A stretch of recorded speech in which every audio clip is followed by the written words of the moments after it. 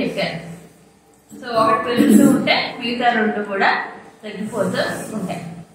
So ఇలాంటప్పుడు మరి ఏ గుణం మనలో పెరుగుతుంది అనేది మనం తెలుసుకోవడం, లోపలికి వెళ్ళి తెలుసుకోలేని గుణాలు కారణ శరీరంలో ఉంటాయి.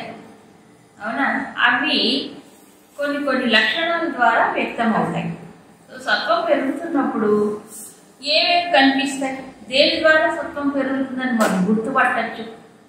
సిమ్టమ్స్ ఒక రకంగా లక్షణాలను బట్టి లోపల ఏముందో తెలుసుకోవచ్చు. లోపలికి వెళ్ళి చూడలేం కాబట్టి, అంతే కదా. అందుకు చెప్పాడు సత్వే ప్రవృద్ధి, సత్వగుణము కాస్త పెరుగుతుంది అన్నప్పుడు ఏమవుతుందట, సత్వం వివృద్ధం, ఇది తెలుసుకోవాలి. సత్వం పెరుగుతుందని తెలుసుకోవాలి. ఎప్పుడైతే యదా సర్వద్వారేషు ప్రకాశం ఉపజాయతే, అన్ని ఇంద్రియ ద్వారముల గుండా ప్రకాశం పెరుగుతుంది. తర్వాత జ్ఞానం కూడా ఏమవుతుందంటే తెలుసుకుంటాడు. ఏ జ్ఞానం అయినా సరే, ఆఖరికి ఇంద్రియ విషయ జ్ఞానమైనా అదైనా కూడా ఉన్నట్టుగా చూడగలగటం అనేది అవుతుంది. అప్పుడు సత్వం పెరుగుతున్నట్టు గుర్తట. అంటే అందరికీ కళ్ళు చెవులు ముక్కు కామనే కదా. కళ్ళ పని చూడడమే, చెవుల పని వింటమే, ఇవే తేడా ఉండదు. అందరికీ భగవంతుడు ఇచ్చాడు, ఇంద్రియాలు ఇచ్చాడు. మన పరికరాలు ఒకటే, కానీ పరికరాలు ఒకటైనా అన్ని పరికరాలు ఓ రకంగా పనిచేయడు అని. ఈ పరికరాలు ఒక్కోసారి ఓ రకంగా పనిచేస్తాయి. దేని బట్టి? మూడ్స్ అంటే సత్వరజస్తమో గుణాలు బట్టే కదా. సాత్విక్ మూడ్ లో ఉన్నప్పుడు సత్వగుణం పెరుగుతూ ఉంటే గుర్తు ఏమిటది? ఒక దృశ్యాన్ని చూసినప్పుడు, ఒక విషయాన్ని చూసినప్పుడు అది చక్కగా తెలుసుకోగలం. అంటే తెలుసుకోవడం అంటే మామూలుగా చూడడం వేరు, దాంట్లో లోతులు తెలుసుకోవడం వేరు, దాంట్లో లోతైన విషయాలు గుర్తించడం వేరు. ఇప్పుడు చిన్న చిన్న పని, ఇప్పుడు దీనికి టేబుల్ క్లాస్ వెయ్యాలండి, ఇది పెద్ద పనే కష్టం. ఇట్ట వేసేయచ్చు, అవునా కదా? ఇట్ట వేయచ్చు అవునా కాదు? ఎట్ట పడితే అట్లా వేసుకోవచ్చు, ఏం తప్పులే. కాకపోతే ఆ చేసేదేదో కాస్త అందంగా ఒద్దికగా చెయ్యాలంటే ఏముండాలి? చూడాలి, సిమెట్రీ చూడాలి. ఎటు ఎట్లా వేస్తే బాగుంటుంది, అవునా కదా? డెకరేషన్ అంటే ఎందుకు వాళ్ళు డబ్బులు ఇస్తారు? డబ్బులు చిన్న పని అయినా పెద్ద పని అయినా నెగ్లిజెన్స్ పనికి రాదు. చిన్న పని అయినా బాగా చెయ్యాలి కదా. చక్కగా చెయ్యడం అనేది ఇదిగో ఈ ఇంద్రియ ద్వారాలకు ప్రకాశం పెరిగితే అప్పుడు తెలుస్తుంది, మనకు అర్థం అవుతుంది. ఇది లేకపోతే ఇంకోటి చెప్పాల్సింది, ఇంకోటి చెప్పినా యాక్ట్ ఒక్కోసారి అర్థమే కాదు. ఎందుకు అర్థం కాదు అంటే ఆ దృష్టి అట్లాగే ఉంటుంది. మబ్బు కానీ డిస్టర్బ్డ్ కానీ ఉంటుంది. ఆ డిస్టర్బ్డ్గా ఉన్నప్పుడు ఇప్పుడు ఒక పాఠం 40 మంది పిల్లలకు ఒక టీచర్ ఒకే రకంగా పాఠం చెప్తారా? చెప్తే అందరూ వింటారు, కానీ సరిగ్గా వింటారా? వినరు. కొంతమంది చక్కగా గ్రహించుకుంటారు, కొంతమంది సగం వింటారు, కొంతమందికి అర్థమయ్యి అర్థం కాదు, కొంతమంది అసలు వినరు. ఎందుకని? ఒకటే చెవులు కదా. గుణం వాళ్ళకి వాళ్ళ అదృష్టం వస్తున్నాడు, బలి మార్కులు వచ్చాయి. అదృష్టం కానీ ఏం కాదు, వాళ్ళ అటెంటివ్నెస్ కదా. కాబట్టి ఎప్పుడైతే ఈ లోపల బుద్ధిలో సత్వం పెరుగుతుందో, ఆ బుద్ధిలో సత్వం ఎక్కడి నుంచి వస్తుంది? ఇంద్రియ ద్వారాలు గుండా వస్తుంది. ఇది ఒక టెస్ట్ అన్నమాట, ఇది ఒక టెస్ట్. కాబట్టి మనం చూసేవి, మనం వినేవి, ఈ సమస్తమైన విషయ గ్రహం. ఇంకో విషయం, విషయ జ్ఞానం గురించి చెప్తారని, విషయ జ్ఞానం స్థూలం కదా, ఇంద్రియ విషయ జ్ఞానము కదా. ఇదే ఆత్మజ్ఞానం ఏమిటి అంత గొప్పగా చెప్పడం కాదు. కానీ లోపల సత్వం పెరుగుతున్నప్పుడు ఇండికేషన్ ఏంటంటే అది ఎటు తిప్పినా అది బాగానే పనిచేస్తుంది. సత్వం తేజస్సున్నప్పుడు ఏ విషయం పైన లోపలికి వెళ్ళిపోయి తెలుసుకుంటుంది, అని చెప్పినాడు. కానీ సత్వగుణం యొక్క కార్యమే ఇంద్రియ విషయమైనా. అదే చూడండి, ఇప్పుడు సిద్ధార్థుడు అనేటువంటి ఒక యువరాజు, అవునా? యువరాజే ప్రపంచంలో 3 దృశ్యాలు చూశాడు. 3 దృశ్యాలు చూడగానే ఆయనకు వైరాగ్యం వచ్చింది. అవునా కాదు? లోతులకు వెళ్ళాడు, ఆలోచన ఎక్కువ చేశాడు. అవునా? లేదా ఎంతమంది చచ్చిపోతా మనకి ఏమన్నా చచ్చిపోతున్నా చూస్తున్నా వైరాగ్యం వస్తుందా పాడుతుందా? ఏరా అవునా? కాబట్టి ఆయన 3 ఒకేసారి చూడగలిగితే ఆయనకి అంత వైరాగ్యం ఎట్లా ఉంటుంది? అది సాత్వికం. దృశ్యం కాకుండా దృశ్యంలో లోతుల్ని పరిశీలించగలరు. అవునా? ఇప్పుడు ఓ చెట్టు ఉంది, చెట్టుకు పువ్వు పూసింది. అందరూ కొంతమంది పువ్వు పెట్టి పూసిస్తారు. అంతే అది. అవునా? కోసి ఎక్కడ ఇక్కడ పెట్టుకుంటారు. అవునా కాదా? ఆ పువ్వు చెట్టుకుంటే బాగుంటుందని కొంతమంది అనుకుంటే, చూడండి, కొంతమంది దేవుడికి పెడదాంలే అని కొంతమంది అనుకుంటే, మనం పెట్టుకుందామని కొంతమంది అనుకుంటే, రకరకాలు. ఒకే పువ్వుని చూశారు కానీ దృష్టి ఏమైంది? ఏది కలిగేది? భావం ఏది కాలేదు. దేన్ని బట్టి సత్వాన్ని పెట్టాడు. విషయం కూడా అంతే ఏదైనా. కాబట్టి ఇక్కడ చిన్న ఎగ్జాంపుల్, అంటే లౌకికమైన ఎగ్జాంపుల్ ఏంటి చెప్పి ఇక్కడ ఇది ఇంద్రియ విషయాన్ని అన్నాడు కాబట్టి, ఇప్పుడు కొన్ని బిజినెస్ లో కొంతమంది బ్రాండ్ స్టాండర్డ్ ఉంటుంది. ఎన్ని సంవత్సరాలైనా అది ఆ స్టాండర్డ్స్ అలా మెయింటైన్ చేస్తారు వాళ్ళు. కారణం ఏంటి? స్టాండర్డ్స్ మెయింటైన్ చేయడానికి దానికి ఏం కావాలి? ముఖ్యంగా నా అనుభవంలో నేను తెలుసుకుంది, ఊరికే చిన్న స్వీట్ పుల్లారెడ్డి అని ఒక ఆయన ఉన్నాడు మన ఆంధ్రప్రదేశ్లో. పుల్లారెడ్డి స్వీట్స్. ఆయన నిజానికి చిన్న బిజినెస్ తో స్టార్ట్ చేశాడు. చిన్న బిజినెస్ అంటే నెత్తి మీద బొట్టలో పెట్టుకుని అమ్ముకునే స్థితిలో మొదలైంది ఆయన బిజినెస్. అలాంటిది ఇప్పుడు పెద్ద సిటీస్ లో ఫస్ట్ అక్కడికి వెళ్ళగానే పుల్లారెడ్డి స్వీట్స్ తెచ్చుకోవాలనుకుంటాడు. అవునా? బ్రాండ్ ఎట్లా ఏర్పడుతుంది? స్టాండర్డ్ మెయింటైన్ చేస్తుంది బ్రాండ్, లేకపోతే ఎలా కొన్నాళ్ళు పడిపోయిన తర్వాత ఎవడో దాన్ని వైపు చూడరు. అలా చెయ్యాలంటే ఆ స్టాండర్డ్ మెయింటైన్ చేయడానికి దాన్ని చూడాలి. ఇది జరుగుతుందా లేదా, ఇది కరెక్ట్ గా జరుగుతుందా లేదా. చూడకపోతే ఎలా తెలుస్తుంది? ఈ చిన్న పని అయినా పెద్ద పని అయినా అంతే. మనం ఏం చేస్తాం? వాడికి చెప్పి వదిలేస్తాం. వాడు చెప్పానండి వాడు చేశారో లేదు చూడద్దా, చెప్పగానే అయిపోతాయి పని అక్కడే. You have to see it అంటే it should be done in a proper way. అవునా కాదా? లేకపోతే ఎలా జరుగుతుంది? ఎందుకంటే నీకున్న దృష్టి అవసరం వాడికి ఉండదు, అందులో వర్కర్స్కి అసలే ఉండదు. ఉంటుందా? అందుకే వాడు వర్కర్స్ ఎందుకు? ఈ సటిల్ థింకింగ్ ఉండదు, ఆలోచన ఉండదు వాడికి. Sense of beauty, sense of proportion ఏమీ ఉండదు. ఎడబెడ చేసేయడమే పని. అవునా? కాబట్టి ఉన్నవాడు ఏం చేయాలి? దాన్ని గమనించాలి, చూడాలి, అబ్జర్వ్ చేయాలి, జరిగేటట్టు చూడాలి. ఆయన ఏం చేసేవాడంటే, ఇప్పుడు తయారు చేస్తారనుకోండి, శాంపుల్ చూడాలి కదా తయారు చేసేటప్పుడు. అలా శాంపుల్ చూసేవాడు. అంటే శాంపుల్ చూసేటప్పుడు ఈ నాలుక ఒక్కోసారి టేస్ట్లు ఓ రకంగా చెప్తుంది. ఈ నాలుక దీనికి కనుక సెన్సిటివిటీ లేకపోతే గుర్తించలేదు. సటిల్ డిఫరెన్సెస్ నాలుగు ఏ ఇంద్రియం గుర్తించలేదు. అవునా? ఉప్పు ఎక్కువైంది తక్కువైందంటే అంటే అట్లా కాదు, ఎక్కువైంది ఎంత ఎక్కువైంది కొంచెం తగ్గించు, కొంచెం పెంచు. అవునా కాదు? ఇది చిన్న తేడా. వాసన వస్తుంది, వాసన ఎప్పుడు వస్తుంది? ముక్కు దగ్గర పెట్టుకుంటేనే వాసన అక్కర్లే, దూరం నుంచి కూడా తెలుసుకోగలిగారు. అవునా?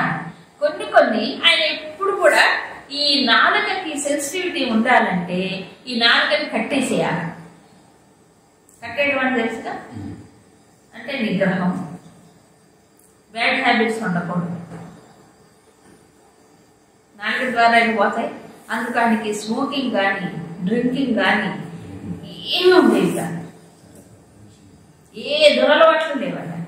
ప్లస్ శరీరం మంచి అభ్యాసం అంటే ఎక్సర్సైజ్, వాకింగ్ అలాంటివి ఏదో మంచి discipline life, highly discipline life. కాబట్టి అనేది ఆయన ఆ స్టాండర్డ్స్ మెయింటైన్ చేయగలిగారు కదా. అంతేకాదు ఆయన వల్ల ఎన్ని సంస్థలు వచ్చాయి తెలుసా అండి? ఎన్ని సంస్థలు వెలిసాయి తెలుసా? మరి ఆయన బిజినెస్ లో పెరిగిన తర్వాత ఏం చేశాడు? మంచి పనులు చేశాడు ఇలా. కాబట్టి మన డబ్బు ఉంటే ప్రధానం కాదు, ఆ డబ్బుని ఎలా ఉపయోగించుకుంటున్నాం, దేంట్లో పెడుతున్నాం అది కూడా కదా. ఇప్పుడు కొంచెమైన మనుషులు ఆ సబ్జెక్ట్ టచ్ లేకపోతే చేయలేదు, గుర్తించలేదు. ఇప్పుడు ఎంతమంది బిజినెస్ మ్యాగ్నెట్స్ లేరు, వాళ్ళు అందరూ ఏం చేస్తున్నారు చెప్పండి? ఎవరికి వాళ్ళు భోగాలు అనుభవిస్తున్నారు. గొప్ప భోగాలు అనుకోవాలి. స్పెషల్ ఫ్లైట్లు ఉంటాయి వాళ్ళకి, వాళ్ళ కార్లు ఫ్లైట్లు కోట్లే ఉంటాయి. మనకైతే నోరు తెచ్చుకున్నా కూడా మనకు అర్థం కాదు, ఊహించలేము మనకు అలాంటివన్నీ. పెట్టుకుంటారు ఎవరికి ఏం ప్రయోజనం? కానీ సత్వం అనేది కొంత అలా ఉన్నప్పుడు ఏమవుతుందంటే దేంట్లోకి వెళ్ళినా అక్కడ చొచ్చుకుపోతాడు, చొచ్చుకుపోయి దాన్ని గ్రహించుకుపోతాడు. దానికి ఏమీ అభ్యాసం అక్కర్లేదు. అభ్యాసం అనేది ఎప్పుడు తర్వాత. ఇప్పుడు వివేకానంద స్వామి ఆయన మహానుభావుడు, వేరే సంగతి. ఒకసారి ఆయన ఎలా నడుచుకుంటూ వెళుతూ ఉంటే కొంతమంది కుర్రాళ్ళు వాళ్ళు ఈ ఆర్చరీ ఉంటుంది చూడండి, బాణం సంధించడం, దాన్ని ప్రాక్టీస్ చేస్తున్నారు. ప్రాక్టీస్ అభ్యాసం చేస్తున్నారు. టప్పు అని పక్కన పడుతుంది, అటు పక్కన పడుతుంది, అటు పక్కన పడి ముందో పడుతుంది, అటు ఏదో పడుతుంది, అక్కడ పట్టలేకపోయాడు. అప్పుడు ఈయన నాకు ఇవ్వండి నేను చూపిస్తానంట. ఆయన ఎప్పుడు పట్టుకోలేదు, ఏమీ చేయలేదు. అంతే ఒక్కసారి ఇలా ఇలా చేయాలి ఇలా చేయాలని చెప్పారు. అంతే ఫస్ట్ షాట్ డన్ అయిపోయింది. అవునా? అదేంటంటే అది సత్వం. మీకంటే అభ్యాసం ఉంది, అభ్యాసం కాదు పాడు కాదు, గుణం అది. అభ్యాసం అన్ని అభ్యాసం కాదు కదా, కొంత గుణమే కారణం. సో గుణము సత్వగుణం ఉంటే చక్కగా ఉన్నదన్నట్టు తెలుస్తుంది. బుద్ధిలో తేజస్తే అలా బుద్ధిలో వెళ్ళేటక్కడికి ఆత్మప్రకాశమే, ఆత్మప్రకాశమే బుద్ధిలో, బుద్ధి నుంచి ఇంద్రియాల ద్వారా వస్తుంది. ఇది గుర్తు ఎవరికి వాళ్ళకి టెస్ట్. ఇక రజస్సు, రజోగుణము వల్ల ఏమవుతుంది? లోభ ప్రవృత్తి ఆరంభ కర్మణ వశమ స్పృహ జాయంతే అంటే పుడతాయి. రజోగుణం పెరుగుతుంటే ఈ గుణాలన్నీ ఎక్స్ప్రెస్ అవుతాయి వాళ్ళలో నుంచి. లోభం అది కూడా చెప్పుకున్నాం. లోభం అంటే తృప్తి లేకపోవడం, ఆశకి అంతు లేకపోవడం. స్వామి చెప్తారు అనిత్యాన్ని శరీరాన్ని, శరీరములు అనిత్యములు కదా, అంత నాకే రాని అంటాడు వాడు. మీకెందుకు నాకే రాని అంటాడు. నీకెందుకు నీ శరీరం పడితే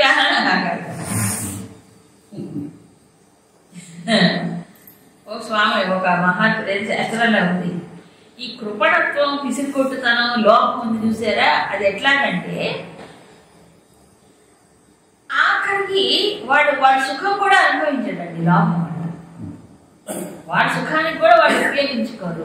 సరే ఇంకోళ్ళకి ఇవ్వడం అసలు జరగదు, ఊహకు కూడా అందదు అనమాట. అందుకు కృపణేన సమోదాత నభూతో నభవిష్యత్. పిసిరికొట్టు వాడు లోపికి సమానమైన దాత ఈ ప్రపంచంలో ఎవరు ఉండడట. లోపి గొప్ప దాత అట, మహాదాత. ఎందుకట? అస్పృశన్నేవ విత్తాన్ని పరేభ్య దదాత్యసం. డబ్బు తాకకుండా ముట్టుకోకుండా ఏం చేస్తాడు? చచ్చిపోయిన తర్వాత మొత్తం ఇచ్చేస్తాడు. ఇంకోటి ఏం చేస్తే చచ్చిపోయిన తర్వాత ఇంకోటికి రావాల్సిందే. అంటే బతుకున్న కాదు ఏం చేస్తాడు? పోగు చేసుకోవడమే పని. ఇవ్వడు, ఇంకోటికి ఇవ్వడు. దానం అంటే తెలియదు మాకు అసలు. ఇంకోటి పోతే తానే ఆయన అవసరాలకు కూడా ఖర్చు పెట్టుకోరు. ఇది అవసరాలకు కూడా ఖర్చు పెట్టుకోకూడదు. గోపం వద్దులే, అవసరాలు పెట్టుకోడు. ఇది లోపం. అందుకని ఈ లోపం వల్ల కూడా లోపం ఎందుకు వస్తుంది? రజోగుణ ప్రభావం. ఇంకా కాదు చెప్పండి, తృప్తి ఉండదు. ప్రవృత్తికి అని తెలుసు. ప్రవృత్తి అంటే కర్మల్లోకి వాటికి పరిగెత్తి వెళ్ళిపోవడం. ఎందుకు? ఈ లోపమే. అయితే విపరీతమైన కోరికలు, దానివల్ల ప్రవృత్తి కలుగుతుంది వాటి. ఆరంభం అని చెప్పుకున్నాం. అంటే ఏంటి? నేను చేస్తున్నాను అనే దృష్టి ఒకటి. లేదా కామ్య కర్మలు చేస్తుంటాడు, ఎప్పుడు సకామ కర్మలు. ఇప్పుడు ఈ రజోగుణం వల్ల నిష్కామం అసలు కుదరదు, అన్ని సకామమే. కర్మణ అశమ, తర్వాత చేసే కర్మల్లో కూడా శమము లేదు. శమం అంటే ఏంటి? నిలకడ ఉండాలి. మాటికి అదేం చేస్తుందంటే నిలకడ లేని తనం. అంటే ఏంటి? ఇవాళ ఇది, రేపది, ఎల్లుండి ఇది మారుస్తూనే ఉంటుంది. ఇప్పుడు నిరంతరం మారుస్తూనే ఉంటుంది. కాబట్టి ఏమైపోతుందంటే దానివల్ల ఒక పని మీద నిలకడ లేకపోవడం వల్ల, దృష్టి నిలకడ లేకపోతే ఏది సాధించలేడు మనిషి. అది. ఇకపోతే స్పృహ అంటే చెప్పాను. ఇక్కడ స్పృహ అంటే సర్వసామాన్య వస్తు విషయా కృష్ణ. సామాన్య విషయాలలో కూడా విపరీతమైనటువంటి దాహం ఉంటుంది. అంటే పోగు చేసుకోవాలనేటువంటి దాహం, తృప్తి లేకపోవడం అని చెప్పాడు. సో ఇది రకంగా మనిషికి స్థిరంగా కూర్చొని ఏది? ఈ రజోగుణం. ఇవి పెరుగుతున్నాయి అనుకోండి, లోపం ఒకటి, ప్రవృత్తి, ఇవన్నీ పెరుగుతున్నప్పుడు మనిషికి ఇంకా తృప్తి ఉండదు, నిలకడ ఉండదు, స్థిరత్వం ఉండదు. కాబట్టి లోపల కూడా అశాంతి పెరుగుతూ ఉంటుంది. ఇక మూడవ తమో గుణం. ఇది దీనికి ఆపోజిట్, సత్వానికి రజస్కి ఆపోజిట్. అందుకే సత్వగుణం యొక్క ప్రకాశం ఉండదు, అప్రకాశ. రజోగుణం లాగా ప్రవృత్తి ఉండదు, అప్రవృత్తి. సో జ్ఞానము ఉండదు సమస్యలో, ఇంద్రియ జ్ఞానము సరిగ్గా ఉండదు, ప్రవృత్తి కర్మలు చెయ్యాలనేటువంటి బుద్ధి పుట్టదు కదా. అప్పుడు ప్రమాదం, మోహం, ఏమరపాటు, తర్వాత మోహం అంటే పూర్తిగా పెద్ద తెర కట్టేసినట్టు అయిపోతుంది. ఉన్నట్టుగా కాదు, అసలు ఏమీ తెలియకుండా పోతుంది. ఇలా తపస్సు పెరుగుతుంటే ఇవన్నీ పెరుగుతాయి కావాలి. సరే చెప్పాను. ఇప్పుడు ఈ జీవితంలో మనిషి ఒక్కొక్కడు ఓ రకంగా జీవిస్తూ ఉంటే ఇవి పెరుగుతున్నాయి. ఇప్పుడు సాధనకుడు అనేటువంటి వాడు ఎవరు చెప్తున్నాడు? సాధకుడికే. తను దాన్ని చూసుకోడు. తమస్సుందా, రజస్సుందా, సత్వం ఉందా, ఎలా ఉంది పరిస్థితి అని చూసుకోవడానికి. ఇప్పుడు గుర్తించాడు. సపోజ్ తమస్సు ఉందనుకోండి, అప్పుడు ఏం చేయాలి? రజస్సులోకి రావాలి, తర్వాత సత్వగుణానికి వెళ్ళాలి. ఈ లాంగ్ జంపులు లేవు ఇక్కడ. అంటే తమో గుణానికి ఒకేసారి సత్వగుణానికి రాలేదు, కష్టం. ఇదే పూర్తి క్వైట్ ఆపోజిట్ కదా. సో అప్పుడు తమస్సు తగ్గించుకోవాలి, రజస్సులోకి రావాలి. తమస్సు తగ్గించుకోవాలంటే ఏం చేయాలి? ఈ మందకొడితనం పోవాలి. మందకొడితనం, ఏమరపాటు, ఇవన్నీ ఉన్నాయి కదా. అప్రకాశ, అప్రవృత్తి, బుద్ధి పుట్టకపోవడం, ఇది సరిగ్గా లేకపోవడం, ఇవన్నీ ఉన్నాయి. కాబట్టి పనులు చేస్తూ ఉంటే, అయితే ఆలోచనారహితమైన పనులు చేయకూడదు. పనులు చెయ్యాలి కానీ ఆలోచిస్తూ, గుర్తిస్తూ చేయాలి. చేసే పనిలో గుర్తింపు, ఒక నిలకడ, అంటే చూస్తూ ఆలోచిస్తూ చేస్తే నెమ్మదిగా తమస్సు తగ్గిపోతుంది. ఆలోచనారహితమైన పనుల వల్లనే ఏమవుతుందంటే ఆ పనులు తర్వాత వస్తుంది. తమస్సు యొక్క ఎఫెక్ట్ వల్ల కర్మ చేస్తే ఎట్లా ఉంటుంది అవన్నీ చెప్తారు. ఇలా ఒక్కొక్క గుణం. అయితే ఈ గుణాల యొక్క ప్రభావము ఎలా ఉంటుంది? తర్వాత జన్మకు కూడా కారణం అవుతుంది అని భగవద్గీతలో చెప్పారు. మరణం తర్వాత కూడా. ఎందుకని? ఎట్లా సాధ్యం అండి మీరు అడగచ్చు. మరణం అంటే దేహం వెళ్ళిపోతుంది. దేహానికి ఒక టైం వచ్చింది కాబట్టి అది పడిపోతుంది. కానీ దేహంలో ఉండే సూక్ష్మ కారణ శరీరాలు ఉన్నాయి కదా, సటిల్ అండ్ కాజల్ బాడీస్, అవి ఉన్నాయి. అవి ఆ లోపల ఆ రెండింటితో కలిపి జీవుడు ఏమైపోతాడు? ఇంకో చోటుకు వెళ్ళిపోవాలి, ఇంకో శరీరంలోకి రావాలి. ఈ లోపల గుణాల ప్యాకేజ్ అట్లే ఉంటుంది అవే కదా. ఆ ప్యాకేజ్ తీసుకుని వెళ్ళిపోతాడు దేవుడు. ఈ శరీరం మాత్రం పడిపోతుంది. కాబట్టి కంటిన్యూ అయ్యేది ఇదేగా, సూక్ష్మ శరీరం, కారణ శరీరం కూడా అదే ఉంటుంది. మళ్ళీ ఇంకో దాంట్లో వెళ్ళిపోయి చేస్తారు. అప్పుడు ఈ ఆలోచనల యొక్క ప్రభావము తర్వాత జన్మలో ఎందుకు ఉండదు అంటే, చివరి ఆలోచన ఏదైతే ఉందో అది టర్నింగ్ పాయింట్ తీసుకొస్తుంది. ఈ 8వ అధ్యాయంలో చదువుకున్నాం. యం యం వాపి స్మరన్ భావం యజత్యంతే కళేవరం తం తమేవైతి కౌంతేయ సదా తద్భావ భావితః. యం యం వా అపి స్మరన్ భావం, ఏ భావాన్ని ఎక్కువగా స్మరించుకుంటూ ఉంటాడో తం తం ఏవ ఏది దాన్ని పొందుతాడు. ఎలాగ? సదా తద్భావ భావిత, ఎప్పుడు దాని గురించే చింతన చేయగా చేయగా చేయగా ఆ థాట్ ఏమవుతుంది? బలం అవుతుంది, బలాన్ని పుంజుకుంటుంది. సో శరీరం వదిలిపెట్టేటప్పుడు సూక్ష్మ శరీరం కూడా ఉంటుంది కదా వెంట.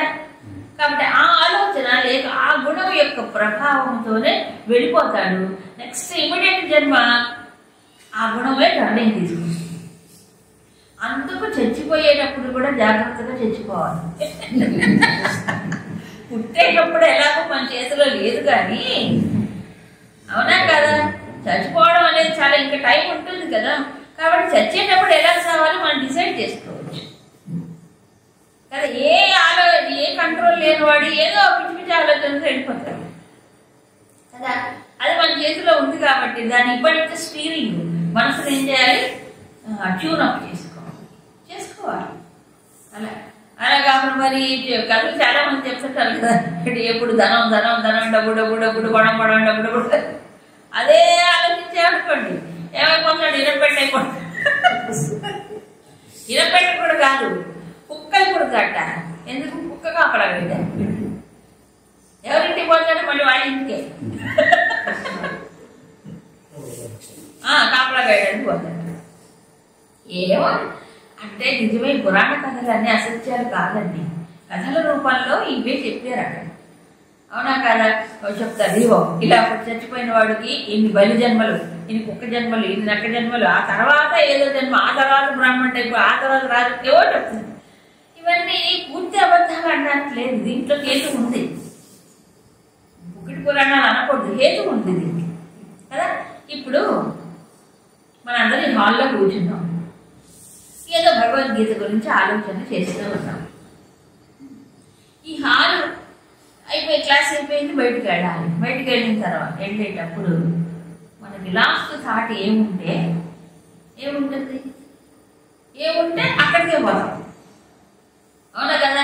ఏదైనా పని గుర్తొచ్చిన ఎక్కడ పోతాం? వెంటనే ఆ పని దగ్గరికి వెళ్ళిపోవాలి, అవునా కదా? ఇక్కడ ఉన్నంతసేపు ఒకటి గేట్, అక్కడికి వచ్చిన తర్వాత ఆలోచన ఏదో అటు వెళ్ళిపోతారా లేదా? అలాగే ఈ శరీరం నుంచి బయటికి వెళ్ళేటప్పుడు ఏదైతే లాస్ట్ థాట్ ఉంటుందో తర్వాత జన్మ అటుస్తుంది. పాయింట్. సో దేన్ని బట్టి? గుణం యొక్క ప్రేరణను బట్టి. ఆ గుణము లాస్ట్ థాట్ ఏదై ఉంటుంది, ఇంతకు ముందంతా దేనికి ఇంపార్టెన్స్ ఇచ్చి ప్రాముఖ్యతనిచ్చి ఎక్కువ దేని గురించి ఆలోచించామో కదా, దేని గురించి చింతన చేశామో అదే బలాన్ని పుంజుకొని చివరికి అదే వస్తుంది. అంతే తప్ప చచ్చిపోయే ముందు ఒకేసారి నారాయణ నారాయణ అంటానికి ఏం రాదు. అది నారాయణ గారు నాకటం వస్తుంది. నారాయణ గుర్తురాడు, అస్సలు గుర్తురాడు నారాయణ, అవునా? ఎంత చేయగా చేయగా చేయగా చేయగా అది ఆ థాట్ బలం పుంజుకోవాలి. ఎంత బలం పుంజుకోవాలి అంటే సబ్ కాన్షియస్ లో కూడా అది రావాలి. సబ్ కాన్షియస్ అంటే ఏంటి? మన నిద్ర లేస్తూనే మనకి స్ఫురణ రావాలి, అవునా? మనం ఏదో పని చేస్తున్నప్పుడు మనసు ఎట్టిపోయినా మళ్ళీ ఆ పని నుంచి రాగానే మళ్ళీ గుర్తు రావాలి కదా. ఎంతో ప్రయత్నం చెయ్యాలి, నిరంతర ప్రయత్నం చేస్తేనే ఇటు సహజంగా వస్తుంది. ఇప్పుడు మనసు విషయాల్లో పోవడం ఎంత సహజమో భగవంతుడి వైపు జరగడం అంత సహజంగా రావాలి. అది గుర్తు. నేను అనేది మనకి ఎంత బాగా జ్ఞాపకం ఉంటుంది. అసలు పోతుంది, అది పోదు, చావనే చావదు. ఏది నేను కదా. కాబట్టి నేను కాదు, మరేమిటి? నీవు అంటే పరమాత్మ నీవే. నిజానికి ఉన్నది శాస్త్రం అంతా చెప్పింది అదే. మరి ఆతకమిదం సర్వం జగదవ్యక్తం, నేనే ఇదంతా వ్యాపించే క్షేత్రజ్ఞుని, అన్ని క్షేత్రాల్లో క్షేత్రజ్ఞుని నేనే, అది చెప్తూనే ఉన్నాడు. కానీ ఇది ఈ నేను పైకి లేచినట్టు కాదు, అదే ఇదేమో సహజంగా వస్తుంది, ప్రయత్నం లేకుండానే వస్తుంది, అవునా? ఇది ఎంత వస్తుందో సహజంగా అది అంత సహజంగా రావాలి. మన గాలి పీల్చుకోవడం ఎంత సహజమో అదంత సహజంగా వస్తే కదా. అంటే లేకపోతే ఊరికే వాక్యం వస్తుంది. వస్తుందా? ఏం చెప్తారు, అది వింటే మోక్షం, ఇది చదివితే మోక్షం, అట్టేమి రాదు. ఊరికే మేడ్ ఈజీ అని, ఏది మేడ్ ఈజీ కాదు. There is no short cut at all. Total personality transform అవ్వాలి. వ్యక్తిత్వం అంతా మారాలి. తేడాగా వస్తుందండి మోక్షం. కొబ్బరి ముక్క పెట్టినట్టు, లడ్డు ప్రసాదం పెట్టినట్టు రాదు కదా. అందుకు ఏమన్నాడు, ఉత్తమ విధానంలో కానీ అమలాన్ని ప్రతిపద్యతి. సత్వగుణం పెరుగుతూ ఉన్నప్పుడు ఏమవుతాడు, ఉత్తమ విధానంలో మంచి జ్ఞానం ఉన్నటువంటి లోకాలు, జ్ఞానం ఎవరికైతే ఉంటుందో వాళ్ళు ఏ లోకం పొందుతారో ఆ లోకానికి వెళ్తారు. శంకరులు మాత్రం డైరెక్ట్ గా బ్రహ్మలోకం అనే చెప్పారు. ఎందుకంటే ఈ ఉపాసనా విధిలో చేసినటువంటి వాళ్ళు, ఈ జ్ఞానంతో ఉన్నటువంటి వాళ్ళు ఈ మొత్తం వ్యక్తమైనటువంటి ప్రపంచంలో హయ్యెస్ట్ బ్రహ్మలోకం. అక్కడికి వెళ్ళిన తర్వాత మళ్ళీ ఇక్కడికి రాదు, క్రమముక్తి పొందుతారు వాళ్ళు. అవునా కాదు? సో ఈ భగవద్గీతలో అక్కడక్కడ కొన్ని చోట్ల మనకి ఈ జన్మ ఇంతటితో పూర్తి కాదు, మళ్ళీ జన్మలు ఉంటాయి, పునర్జన్మ సిద్ధాంతము చెప్పబడింది. అయితే పునర్జన్మ ఎలా వస్తుంది అనేది మిగతా వాళ్ళు చెప్పరు, ఇంత క్లియర్గా భగవద్గీతలో చెప్పినట్టు. ఎలా వస్తుంది, ఏ జన్మ వస్తుంది మనకి? వాళ్ళ యొక్క జ్ఞానాన్ని బట్టి, ఆలోచనని బట్టి, గుణాన్ని బట్టి వస్తుంది. ఇప్పుడు ఏ జన్మ కావాలో మనం నిర్ణయించుకొని ఆ ప్రకారంగా సాధన చేస్తాం. అవునా? ముందే ప్లాన్ వేసుకోవాలన్నమాట. అది కనీసం కలియుగలో పుట్టకూడదని అనుకోవాలి. ఈ ఘోరమైన కలియుగ పుట్టకూడదు, ఎదుగు చూస్తున్నాం కదా. కాబట్టి ఇవన్నీ తప్పించుకోవాలంటే ఎప్పుడో రాముడు ఎప్పుడో అలాంటి టైంలోనే పుట్టాలి, లేదా వద్దు అసలు పుట్టుకే లేకుండా లక్ష్యం ఉండాలి. అట్లీస్ట్ అబ్బా మోక్షం మాకు వస్తుంది అని లక్ష్యం పెట్టుకుంటే నిరంతర ప్రయత్నం సాగుతుంది. అది నిరంతర ప్రయత్నం సాగుతుంది, దానికోసం ప్రయత్నం చేస్తాను.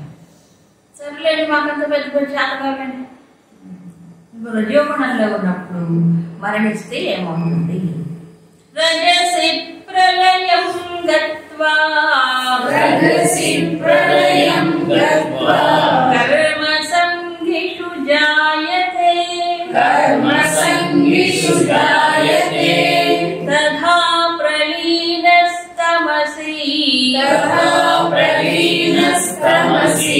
మూఢయోనిషు జాయతే.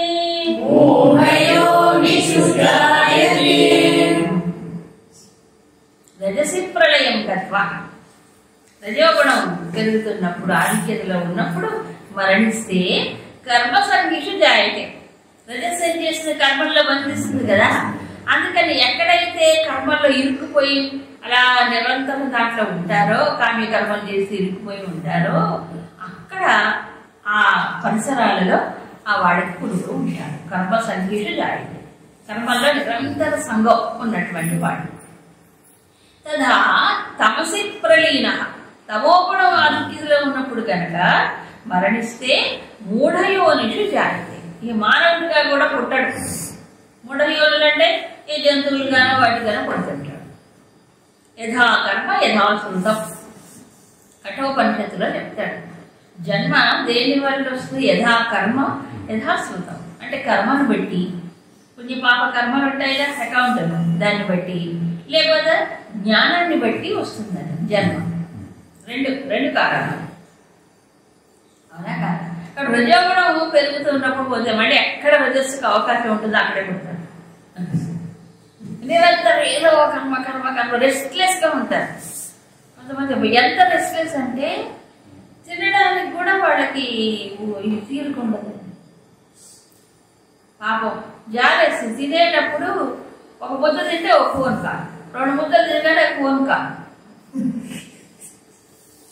హాయిగా స్థిమితంగా కూర్చొని తింటే వంట పెట్టేది కొంచెమైనా, తినేటప్పుడు కూడా స్థిమితం లేదు.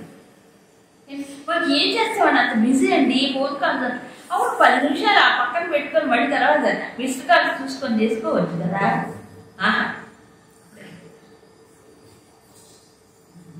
వాకింగ్ చేస్తారు కొంతమంది, వాకింగ్ కనిపోతారా, ఏం చేస్తారు వాకింగ్లు ఇదే పని. ఎవరో కొంతమంది పాపం ఏదో వినుకుంటూ చేసుకుంటూ కొంతమంది చేస్తారు. వాకింగ్లో కూడా ఇదే పని. ఏది అది వాకింగ్ కాదు, ఊరికే అయిపోతుంది.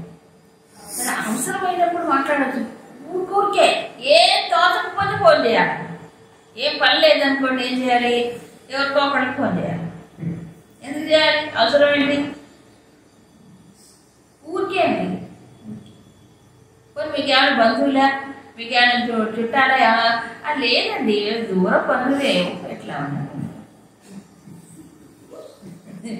ఇదేంటంటే టైం పాస్ అయిపోయింది. చివరికి ఏంటంటే కాలక్షేపం. మాటే కాదు, చేతలు కూడా. ఏం పని చేయాలి, ఏదో పని చేయాలి, అర్థం పని ఉండదు ఆ పనికి. ఈ రజస్సు ఆ రకంగా మనిషి నిరంతరము రెస్ట్లెస్గా తిప్పుతుంది. మనిషి అనవసరమైన బరువులు పెట్టుకుంటారు, అనవసరమైన వాటిలో దూరుతారు. దూరితే ఏమవుతుంది, భారం పెరిగిపోవట్లే. అవుదనుకోండి, భారం పెంచుకోవడం అయిపోతుంది. అందుకు దీంట్లో కూడా కంట్రోల్ ఉండాలి, కర్మల్లో కూడా. అందుకే చూడండి 6వ అధ్యాయంలో చేష్టలు, యుక్త స్వప్నావబోధస్య యుక్త చేష్టస్య కర్మసు. చెప్పలే, కర్మలు చేసేటప్పుడు చేష్టలు ఉంటాయి కదా, అవి కూడా యుక్తం అంటే బ్యాలెన్స్డ్ గా ఉండాలి. ఏది ఇంద్రియముల యొక్క చేష్టలు కానీ కర్మల్లో కూడా సమతుల్యంగా. అనవసరమైన వాటిలో పోదు. ఎక్కడో ఏదో జరిగిందనుకో, ఇక్కడ ఏదో గొడవ చేస్తుంటాడు. ఎక్కడో ఏదో జరిగింది, అసలు అర్థం ఉండదు. మనం ఏం చేయగలం, ఇక్కడ గొడవ చేస్తే, ఇక్కడ ఊరేగింపులు, ఇక్కడ స్ట్రైకులు, ఎక్కడో ఏదో జరిగితే వీడు ఇక్కడ ఏదో షో చేస్తే ఏమైనా అవుతుందా? ఇప్పుడు అదే ఎక్కువైపోయింది అంతే. దాని సొల్యూషన్ ఏముంటుంది, దాన్ని ప్రయోజనం ఏముంటుంది. తర్వాత ఇక తమో గుణం ఇలా చచ్చిపోతే ఏమవుతుంది, ఛాన్స్ లేదు. సమస్య అంటే అంత మూసుకుపోతుంది కదా, అప్పుడు ఏమవుతుంది, ఎదుగుదలకు అవకాశం లేనటువంటి జన్మలు వస్తాయి. ఆలోచించడానికి అవకాశం లేని జన్మలు. సమస్యలో ఇంకా ఆలోచించేది ఏముంది, లేదు. అందుకని ఈ జంతు యోగంలోకి వెళ్ళిపోతాయి. వాటికి సాధన లేదు, ఆలోచన లేదు, జ్ఞానం లేదు, ఏం లేదు, అంతే. ఈ రకంగా ఉంటుంది. అందుకు మనిషి అయి పుట్టినవాడు మనిషి అయ్యే పుడతాడనే గ్యారంటీ ఏం లేదు, లేదండి, ఎక్కడా లేదు.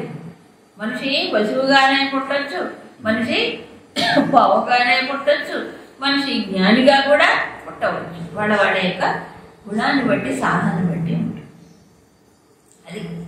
ఎందుకంటే ఇప్పుడు ఆ పరిసరాల్లో పుట్టినంత మాత్రం చేత ఒక్కోసారి ఏం జరుగుతుందంటే మంచి వాతావరణం వస్తుంది మనిషి, కానీ మళ్ళీ ప్రయత్నం చేయకపోతే వేస్ట్ అయిపోతుంది. ఇప్పుడు మనం గమనించాం 6వ అధ్యాయం పూర్వాభ్యాసైన తేనైవ రీతి హవిషోపి సహా చెప్పాడు. ఇంతకుముందు చేసిన సాధన వల్ల మంచి యోగుల ఇళ్లలో, జ్ఞానుల ఇళ్లలో పుడతాడు, లేకపోతే మంచి సంస్కారవంతులు ధనవంతుల ఇళ్లలో పుడతాడని చెప్పాడు యోగ పురుషుడైన వాడు. అలా పుట్టిన తర్వాత ఏం చేస్తాడు, మళ్ళీ పూర్వ సంస్కారాన్ని అనుసరించి మళ్ళీ కంటిన్యూ చేస్తాడు సాధన. అవునా, అది మళ్ళీ గుణాన్ని బట్టేగా ఉండేది. సో గుణమే అల్టిమేట్ గా మనిషి యొక్క వ్యక్తిత్వాన్ని నిర్ణయిస్తుంది అన్నమాట. సో ఆ పరిసరాలకి తీసుకెళ్తుంది, మళ్ళీ కంటిన్యూ చేసేటట్లు చేస్తుంది. మీకు ఎన్నో కథలు మనకు తెలుసు. మన భాగవతంలో జడభక్తుడి కథ, అవునా, భరతుడు అనేటువంటి ఆయన తపస్సు చేస్తున్నాడు, ముని. చివరిగా ఏమైంది, పాపం మంచిగా తపస్సు చేస్తున్నాడు, మధ్యలో ఆ జింక పిల్ల మీద వ్యామోహం వచ్చేసింది, అటాచ్మెంట్ వచ్చింది. జింక పిల్ల ఎవరు లేరని పక్కన తీసుకున్నాడు, పెంచుకున్నాడు. ఇక దాని ముద్దు చేష్టలు అది ఇది అతనికి మనసు పట్టేసింది. ఇక కూర్చుంటే జింక పిల్ల, నిల్చుంటే జింక పిల్ల. నిరంతరం దాని గురించి ఆలోచన ఎక్కువైపోయింది. పాపం తపస్సు అంతా వ్యర్థం అయిపోయింది. అందుకే సంఘం ఉండకూడదు అన్నది దీంతో. ఏం లాభం ఎంత చేసినా చివరికి ఏమైపోయింది, దానిపైన అటాచ్మెంట్ వచ్చేసింది. ఈ వ్యామోహానికి ఏదైనా కారణం ఉండొచ్చు, అవునా. అయిపోయి జింక పిల్లకు పుట్టేశాడు. పుట్టిన తర్వాత అప్పుడు ఆయనకి గత జ్ఞాపకంతో మళ్ళీ తోటి జింక పిల్లలతో పోకుండా ఎక్కడ ఆశ్రమ ప్రాంగణాలు ఎక్కడ ఉండేవాడు అని కూడా చెప్పాడు తను. ఆ తర్వాత ఒక జన్మంతా వేస్ట్ అయిపోయింది. ఆ తర్వాత మళ్ళీ ఎలా పుట్టాడంటే ఏమీ తెలియనటువంటి మొద్దులాగా ఉండేవాడు, జడులాగా ఉండేవాడు తర్వాత జన్మ. అంటే ఏంటంటే ఎక్కడ సంఘం వస్తుందో దేని దగ్గర ఇరుక్కుపోతానేమో అనేటువంటి దృష్టిలో ఎక్కడ దేంతో సంఘాలు లేకుండా ఏమి తెలియని వాడిలాగా జడుల్లాగా ఉండేవాడు. ఆయనతో బండి జాగ్రత్త చేయించుకునేవాడు అందరూ. కానీ లోపల మాత్రం జ్ఞానం ఉంది. అంతకుముందు చేసిన తపస్సు అదంతా ఉంది. ఎప్పుడు బయటపడుతుంది అని జ్ఞానం తెలుసా? బ్రహ్మోగండ అంటే రాజుగారు పల్లకిలో పోతున్నాడు. ఏవో మహానుభావుడి దగ్గరికి వెళ్ళి జ్ఞానం పొందుతామని పోతున్నాడు. పోతూ ఉంటే ఏమైంది, పల్లకి బోయిలు మోస్తూ మోస్తుంటే వీళ్ళకి పాప అలసట వచ్చేసింది. ఈయన బాగా ఆకారం పుష్టి బాగా ఉన్నాడు, ఈయన బలిష్టంగా. రారా మొద్దుగా బోయిలు కొంచెం భుజం మార్చుకోవడానికి పిలిస్తే ఈయనకు అలవాటు లేదుగా, ఇది మోయటానికి కొంచెం టెక్నిక్ ఉండాలన్నమాట. అది ఇలా స్వింగ్ లాగా ఊరితో తీసుకెళ్తారు వాళ్ళు, ఒక అన్నట్టు కదా అందరికి. కాబట్టి అక్కడ మోసేటప్పటికి కొంచెం ఏదో డిస్కంఫర్ట్ వచ్చింది, జెర్క్స్ మొదలైంది. ఆ పైన కొంచెం రాజుగారి కోపం వచ్చింది. ఎవడో వీడు అని కొంచెం కాలుతో తన్నేంట పైన వీడు కాలు. అది వేరే అగస్టు, ఇది వేరు. రఘుగండి రాజుగారు చెప్పేటప్పటికి ఆయన ఏదో వాళ్ళిద్దరి సంవాదం అప్పుడు మొదలైంది. అప్పుడు ఈయన అంతకుముందు జన్మలో చేసిన తపస్సు చూసారా, అది జ్ఞాపకం వచ్చి అప్పుడు ఈయనతో అప్పటిదాకా నోరు తెచ్చి ఎవరితో మాట్లాడేవాడు కాదు. అసలు ఆయన జ్ఞానం ఉందని తెలియదు, మొద్దులాగా ఉండేవాడు, బండలాగా ఉండేవాడు. ఈ రాజుగారు అక్కడికి వెళ్తున్నాడని తెలిసింది కదా, అప్పుడు ఈయనతో చర్చ మొదలుపెట్టాడు. అది వేదాంత చర్చ. అప్పుడు రాజుగారి దెబ్బ తిరిగిపోయింది. అమ్మో వీడెవడు సామాన్యుడు, ఒక మూఢుడు అనుకున్నానే, అమ్మో మూఢుడు కాదు ఈయన జ్ఞానాన్ని పల్లకి దిక్కు కాళ్ళ మీద పడి వెనక్కి వచ్చేసంట. ఇగురు ఉంటే అక్కడ చూడండి. ఇప్పుడు ఆయన తపస్సు చేసిన ఒక జింక పిల్ల వ్యామోహం చేత ఏమైపోయింది, ఆయనకి ఒక జన్మంతా పోసుకున్నాడు. ఆయనకి అట్లుంటే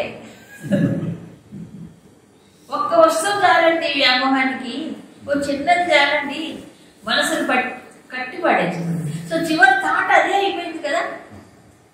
అందుకు చివరి దాకా ప్రయత్నం చేస్తూ ఉండాలి. అంటే స్థిత్వాస్యామంతకాలేవి బ్రహ్మ నిర్వాణం వచ్చేసి అది కూడా చెప్పాడు రెండో అధ్యాయం. అంతకాలం అంటే మరణించే సమయంలో అయినా సరే ఈ బ్రాహ్మీ స్థితి కలిగినప్పుడు వాడు మోక్షాన్ని పొందుతాడు. అంటే ఏంటి అర్థం? అప్పటిదాకా ప్రయత్నం చేసి అప్పుడు కూడా ఉండాలి కదా, అని చివరి దాకా ప్రయత్నం చేయాలి అని అర్థం. సో ఇప్పుడు ఏ జన్మ కావాలి అంటే ఏంటి? మూఢంగా కుక్కనక్కో అయి పుట్టాలా, అప్పుడు సమస్యలు పెంచుకుంటూ ఉండాలి. లేదా రజస్సులో పుట్టాలా, లేదా సత్వాల్లో చక్కగా మంచి పరిసరాల్లో జ్ఞానంతో కూడుకున్నటువంటి వాళ్ళ సాంగత్యం కావాలి. మన చేతిలో మనం కూడా మార్చుకుంటే ఆ రకంగా వస్తుంది.